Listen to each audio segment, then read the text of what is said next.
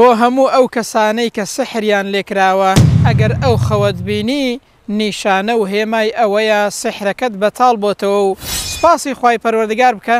خوای پەروەردگار شیفای بۆ ناردوویت و کاریگەری سحرەکەت بەرەو نەمان دەڕوات.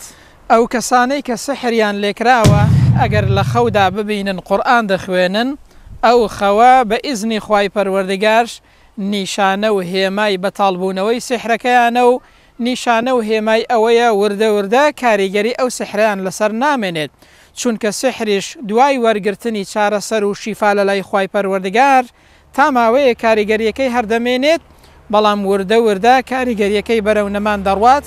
دوای ماوەیەک بە ئیزنی خوای پەروەردگار ئەو کەسە بە تەواوەتی چاک دەبێت.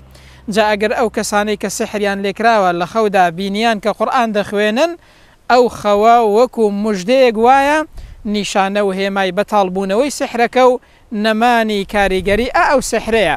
دڵنیاش بن هەر کەسێک دەست بەو قورئانەوە بگرێت خوای پەروەردگار لە سحر و لە هەموو دەرد و بەڵاو ئافاتێک پارێزراوی دەکات.